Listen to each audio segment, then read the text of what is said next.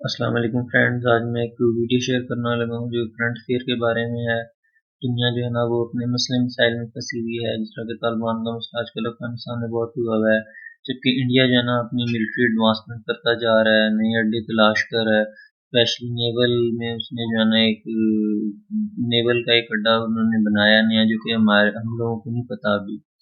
तो सबसे पहले मैं आपको ज़रा उस मुल्क का इंट्रोडक्शन करा दूँ जहाँ पे इन्होंने ये काम किया है। तो ये जो है ना आप फ्लैग जो देख रहे हैं मॉरिशस का फ्लैग है। और इसे जो है ना अरब सेलर ने सबसे पहले डिस्कवर किया था 975 में, और उन्होंने इसे कहा था डीना आरोबी। और अर्लीस्ट जो डिस्कवरी कंफर्म हुई थी वो 1507 में हुई थी। पुर्तगाली जो सेलर थे उन्होंने की थी। उन्होंने क्योंकि अनहेबिटेंट आइलैंड था, गैर बात, उन्होंने इसमें थोड़ा इंटरेस्ट लिया था। उसके बाद जो है ना 1598 में जो डच हैं वलंदीजी यानी हॉलैंड वाले, उन्होंने जो है ना इसका वो अपना कब्जे में ले लिया, पोजीशन ले ली। और 120 साल तक ना इसे जो है ना शॉर्ट लिव्ड सेटलमेंट मतलब उन्होंने की यहाँ पे, मतलब थोड़ा अर्सा रहे 120 साल।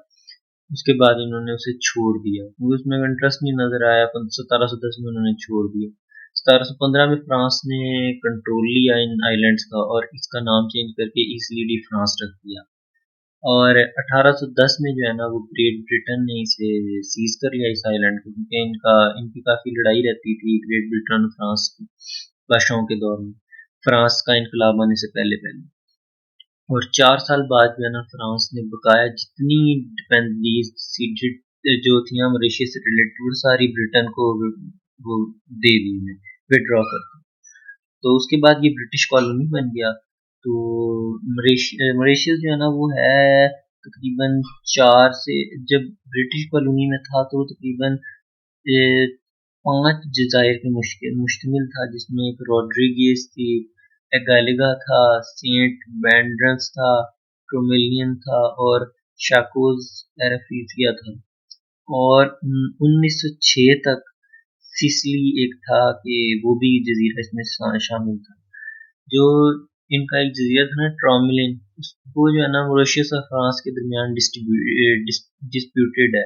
फ्रांस अपना कहता है कि ये मेरा आइलैंड है, फिर मॉरिशस कहता है मेरा आइलैंड है।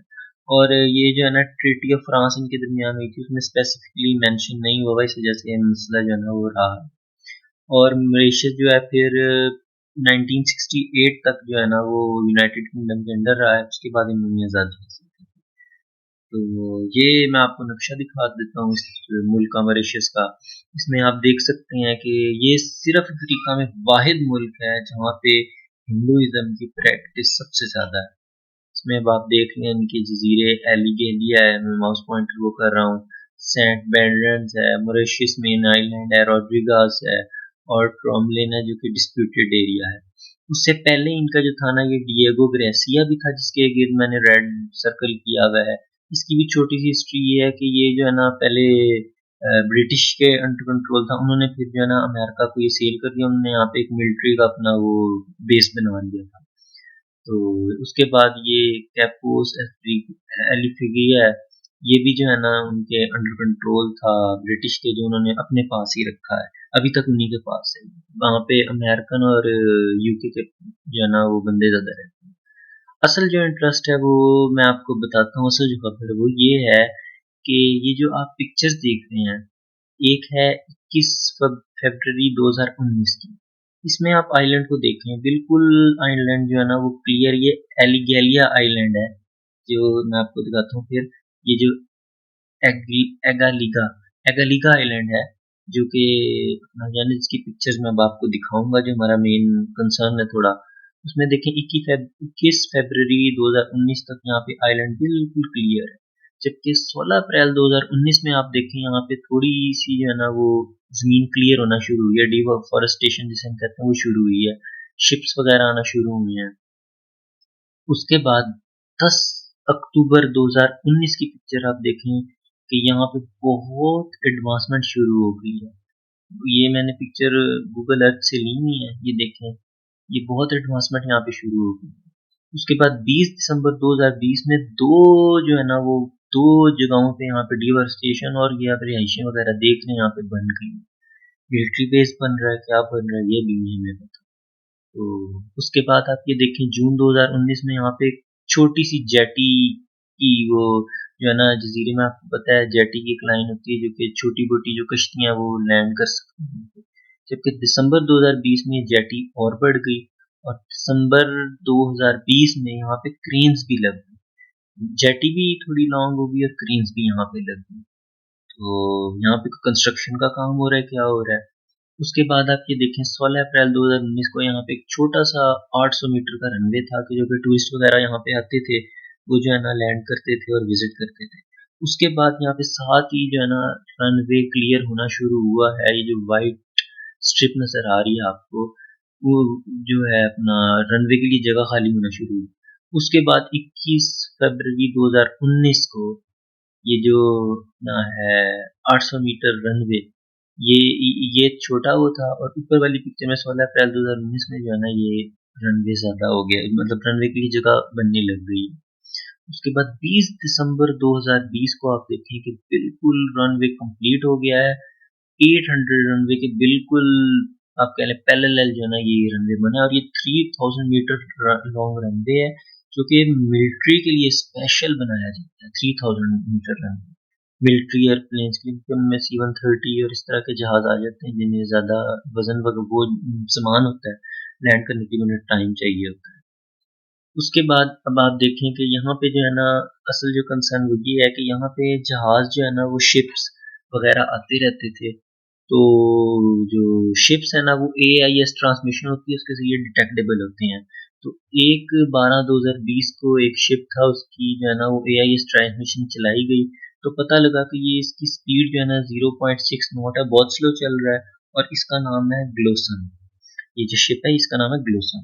ये यकम 12/2020 की पिक्चर है। उसके बाद आप ये देखें कि ये जो ग्लोसम है ना ये फरवरी 2019 में विशाखापट्टनम जो कि इंडिया की बहुत आप कह दें कि अपना जो है ना वो है बहुत अहम बंदरगाह है, वहां पे इसने स्टे की। और विशाखापट्टनम के साथ ही इंडियन नेवल बेस है जो कि वहां पे इंडिया की ईस्टर्न नेवल कमांड है, बहुत सेकंड जो लार्जेस्ट कमांड है मतलब कि इंडिया में, वहां पे ये शिप रहा है। तो ब्लोसम का ताल्लुक इंडिया से है और ये इंडिया से जो है ना ये मिलिट्री बेसिस से चीजें लेके वहां पे जाता रहा है और उन आइलैंड्स पे वहां पे वो चीजें जो है ना वो लैंड करता रहा। उसके बाद अब खाली एक ग्लोसम नहीं है, उसके अलावा यहाँ पे आप देखें 7 शिप्स हैं जो इस दौरान 2019 से 2021 तक जो है ना मई 2021 में शिप वापस चला गया था। उस उससे पहले उन 2019 से लेकर 2021 तक ये 7 शिप्स हैं जो कि मैं आपको बता रहा हूँ जो कि वहां पे विजिट करते रहे हैं इंडियन जो बंदरगाह थी ना विशाखापट्टनम से या और जगहों से। एलिगेलिगा जो आइलैंड है वहां पे ये विजिट करते हैं। ये पैंथरा है, उसके बाद असाली है और बहुत सारे 7 शिप्स हैं जो कि विजिट करते हैं मुख्तलिफ दौर में। अब विजिट क्यों करते रहे हैं, अब सबसे बड़ी बात ये देखें एक मेमोरेंडम साइन हुआ है इनका इंडिया और मॉरिशस गवर्नमेंट का कि development of infrastructure at Agalega island port of Mauritius of high commission of India port of Mauritius through right sale ऑफ 1.914 करोड़ इंडियन रुपये में डील हुई है। अब हम ये देखते हैं डील क्या हुई है। इंडिया का जो बजट है 2019 2000 सॉरी 2016 2017 का, ये जो है ना ये आप देखें कि ये इसकी जो है ना स्टेटमेंट क्या बताता है। अब ये जो रेड लाइन छोटी हुई है जिसमें अमाउंट लिखी हुई है ये 32.85 करोड़ इंडियन रुपीज है कि ये वहां पे इन्वेस्ट कर रहे हो जो कि 4.4 मिलियन US डॉलर बनते हैं। और क्या इसकी वजह है इन्होंने लिखी हुई है बड़े सर्कल मैंने बताया to develop these remote islands Agalega Mauritius and Assumption Seychelles. ये तो चले ठीक है, असल जो बात है वो ये है strengthening of maritime surveillance capacity. Strengthening of maritime surveillance capacity का मतलब ये है कि नेवल बेस ये बना रहे हैं और वहां पे सर्वेलेंस रखने के लिए। अब देखें सारों के जहन में सवाल आता है कि इतना छोटा सा वो मुल्क है मैरीटाइम मॉरिशस सॉरी, वहां पे इंडिया क्यों इतनी इन्वेस्टमेंट कर रहा है और वहां पे कौन सी सर्वेलेंस ये करना चाह रहा है। तो ये ज़ाहिर बात है क्यों करना चाह रहा है, इसकी रीज़न क्या है? इसकी रीज़न बहुत ही आसान है, ये देखिए। चाइना ने कुछ अर्सा पहले जिबूती जो कि इथोपिया का मुल्क है आई थिंक, इथोपिया का दारुल-हुकूमत है, वहाँ की बंदरगाह है, वहाँ पे उन्होंने अपना एक नेवल बेस बनाया था काफ़ी इन्वेस्टमेंट करके। अब सेकंड पिक्चर में आप देखें कि जिबूती के बिल्कुल आप पैरेलल कह सकते हैं एगालिगा आइलैंड है, जहाँ पे इंडिया अपना बेस बना रहा है। क्यों? इंडिया चाइना की सारी जो नेवल और वो उसकी वो अपना क्या कहते हैं जो एक्टिविटीज हैं उन्हें चेक इन रखने के लिए सर्वेलेंस, जैसे कि लास्ट बजट में वर्ड यूज हुआ है सर्वेलेंस कैपेसिटी चाइना के लिए।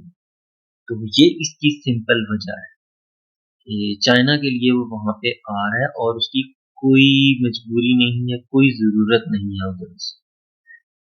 तो अब जो है ना ये आप मेमोरेंडम पढ़ लें जो कि पिछले दिनों मॉरिशस और इंडिया के दरमियान हुआ है। इंडिया में ये कह रहे हैं this MOU provide for setting up and upgradation of infrastructure for improving sea and air connectivity at the outer island of Mauritius which will go a long way in rating the condition of the inhabitant of this remote island। अब वो ये कह रहे हैं कि वहाँ के जो रहने वाले बाशिंदे हैं उनकी उनकी जो है ना वो कैपेसिटी उनकी कंडीशन को अच्छी करने के लिए वहाँ पे जो है ना आउटर आइलैंड में मॉरिशस जो है ना वो मॉरिशस के आउटर आइलैंड में वो एयर इंफ्रास्ट्रक्चर और अपग्रेडिंग कर रहे हैं। लेकिन मिलिट्री अपग्रेडिंग का उन्हें क्या फ़ायदा होगा, ये एक सवाल है। दूसरा, और मॉरिशस की गवर्नमेंट का क्या हुआ है, उन्होंने कहा है कि it set the construction is trying to improve the inadequate infrastructure facilities on the island। Mauritius rejected report that Indian military personnel are giving order to a Gallica manager। यानी कि उन्होंने इस बात को रिजेक्ट किया है मॉरिशस गवर्नमेंट ने कि वहाँ पे हाल इंफ्रास्ट्रक्चर इम्प्रूव हो रहा है और इंडियन मिलिट्री वहाँ पे नहीं आ रही। लेकिन एक बात बता दूं कि अपना मैं इंटरव्यू देख रहा था वहाँ के मकामी, वो मैं इसमें शामिल नहीं कर सकता। मकामी जो लोग हैं उन्होंने उन्हें इस चीज़ का खौफ है, जिस तरह कि मैंने आपको पहले बताया था, एक इनका आयरलैंड था जो अमेरिकन ने ले लिया था। ये मैं आपको बैक पे जाके दिखाता हूँ। ये जो था डिएगो ग्रासिया, यहाँ पे भी अमेरिका ने अपना बेस बनाया और फिर जो है ना उसे वहाँ पे इनहेबिटेंट जो लोग रहने वाले थे उन्हें वहाँ से निकाल दिया, उन्हें वहाँ होने नहीं दिया। यही डर है वहाँ के रहने वालों को कि ये यहाँ पे मिलिट्री बेस बना के हमें यहाँ पे नहीं रहने देंगे, कि ज़ाहिर बात है मिलिट्री जहाँ पे आ जाती है वहाँ पे फिर सिविलियन जो है ना उन्हें वो मुश्किल लगता है, स्पेशली इंडियन मिलिट्री आ जाए तो फिर उन्होंने वहाँ पे क्योंकि सर्वेलेंस करनी है, उनके ऑब्जेक्टिव ही ये है। वो कहते ही हैं कि सर्वेलेंस कैपेसिटी हमने मैरी टाइम की इंक्रीज करनी है। मैरी टाइम की कैपेसिटी जो है इसीलिए इंक्रीज करनी थी, चाइना को चेक इन रखना है। तो ये जो है ना ये आज की वीडियो थी। होपफुली आपको वीडियो अच्छी लगी होगी। इस तरह की वीडियो मैं मजीद लाता रहूँगा। फीडबैक लाजमी दीजिएगा क्योंकि ये फीडबैक हमारे लिए बहुत बहुत अहम होता है। इसके ज़रिए ही जो है हम वो करते हैं, इसके ज़रिए हम फैसला करते हैं कौन सी वीडियोज़ लाएँ, कौन सी ना लाएँ। Thank you for watching my video and kindly like the video and subscribe the channel. Thank you. अल्लाह हाफ़िज़।